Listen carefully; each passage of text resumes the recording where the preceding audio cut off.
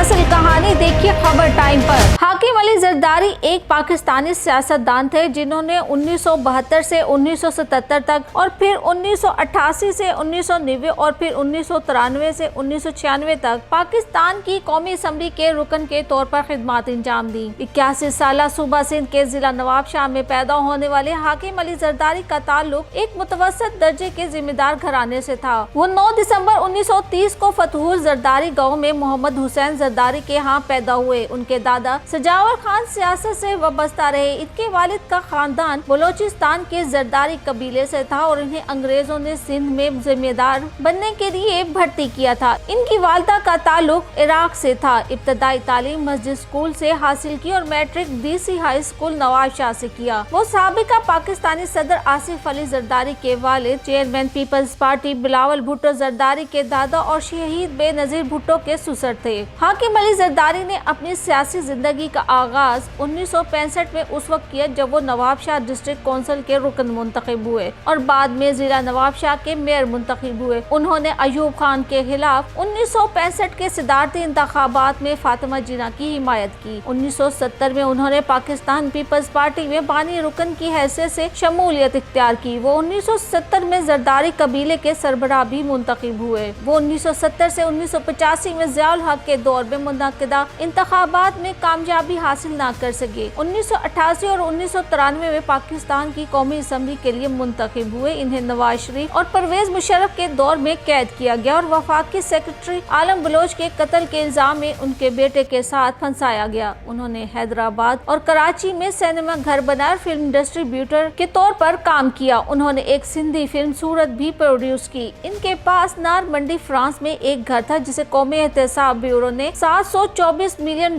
میں خریدنے کا الزام لگایا، جس نے ان کے خلاف ذرائع آمدن سے زائد اثاثے رکھنے کا ریفرنس دائر کیا اور انہیں 5 سال کی سخت قید کی سزا سنائی گئی، 18.5 ملین جرمانہ اور انہیں 10 سال تک کسی بھی عہدے پر فائز رہنے کے لیے نااہل قرار دیا گیا۔ صحت کی بنیاد پر ان کے گھر کو سب جیل قرار دیا گیا تھا۔ 24 جنوری 2007 کو سندھ ہائی کورٹ نے احتساب بیورو کی جانب سے دی گئی سزا کو کالعدم قرار دے دیا۔ انہیں لاہور میں بھی اسی طرح کے کیس میں زرداری گروپ کے ذریعے راولپنڈی نیشنل پارک میں سیاحتی گاؤں کے قیام کے لیے مختلف تنظیموں کے ساتھ مشکوک لین دین کرنے پر 18 ماہ قید اور جرمانے کی سزا سنائی گئی۔ حاکم علی زرداری نے 2 شادیاں کی تھیں اور ان کی دونوں اہلیوں کا تعلق اپنے دور کے بڑے علمی اور ادبی گھرانوں سے تھا۔ ان کی پہلی شادی صوبہ سندھ کی پہلی جدید درسگاہ سندھ مدرسۃ الاسلام کے بانی حسن علی آفندی کی نواسی بلقیس سلطانہ سے ہوئی تھی، جن کی وفات نومبر 2002 میں ہوئی، جبکہ ان کی دوسری اہلیہ آل انڈیا ریڈیو اور ریڈیو پاکستان کے علاوہ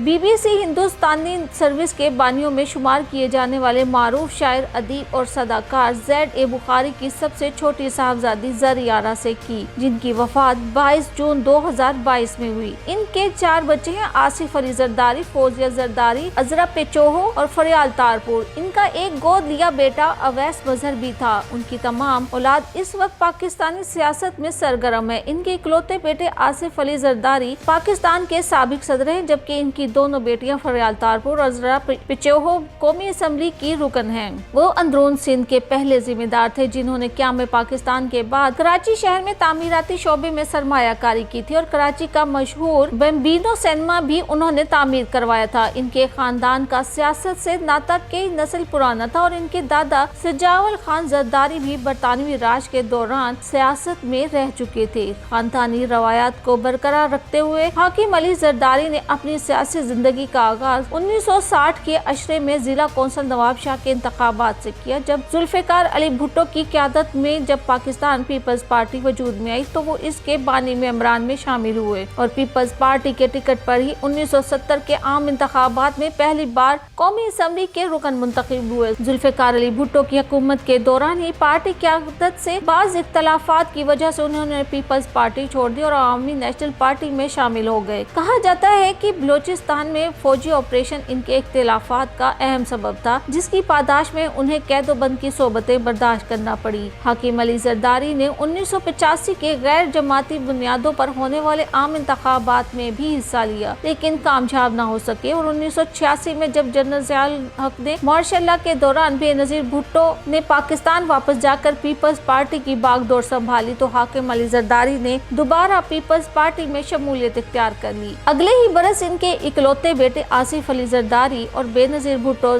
शादी के बंधन में बंध गए। सन 88 में जब आम इंतखाबात का इनेकाद हुआ तो हाकिम अली जरदारी पीपल्स पार्टी के टिकट पर दूसरी बार कौमी असम्बली के रुकन मुंतखब हुए। बेनजीर भुट्टो ने उन्हें पहली हुकूमत में कौमी असम्बली की पब्लिक अकाउंट्स कमेटी का सरबराह मुकर्रर किया। बेनजीर भुट्टो की हुकूमत गिरने के बाद 1990 के इंतखाबात में भी हाकिम अली जरदारी ने पीपल्स पार्टी के टिकट पर हिस्सा लिया, लेकिन वो कामयाब न हो सके। सन 1993 के इंतखाबात में वो तीसरी बार रुकन कौमी असम्बली मुंतखब हुए, लेकिन सन 1997 के बाद से उन्होंने पाकिस्तान की अमली सियासत से किनारा कशी इख्तियार कर ली थी। 90 के अशरे में आसिफ अली जरदारी की तरह इनके वालिद हाकिम अली जरदारी और वालिदा के खिलाफ भी करप्शन और दीगर जराइम में मुकदमा दर्ज किए गए। सन 1997 में सूबा सिंध के शहर हैदराबाद में इस वक्त के वफाकी सेक्रेटरी साइंस और टेक्नोलॉजी आलम बलोच के कत्ल का मुकदमा भी आसिफ अली जरदारी और इनके वालिद के खिलाफ दर्ज हुआ था, जिसमें कई सालों बाद अदालत ने उन्हें बाइज्जत तौर पर बरी कर दिया। जनरल मुशर्रफ के दौर में कौमी मुफाहमती ऑर्डिनेंस के तहत मुकदमात के खात्मे का फायदा हाकिम अली जरदारी को भी हुआ। तमाम नैब की अपील पर लाहौर हाई कोर्ट ने उनके खिलाफ अराजी की गलत अलॉटमेंट का मुकदमा बहाल करने का हुक्म दिया था। बेनजीर भुट्टो ने अपनी किताब डॉटर ऑफ डेस्टिनी में लिखा है कि इनके और जरदारी खानदान में इससे ज्यादा चीजें मुश्तरका हैं जितना उन्होंने सोचा था। जरदारी खानदान ने भी जनरल ज़िया के मार्शल में सख्तियां झेली थी। एक फौजी अदालत ने हाकिम अली जरदारी पर 7 साल के लिए सियासत में हिस्सा लेने पर पाबंदी लगा दी थी और फौजी हुकूमत ने इनकी आबाई जमीन को पानी की फराहमी बंद करा दी थी, जिससे 1800 एकड़ पर खड़ी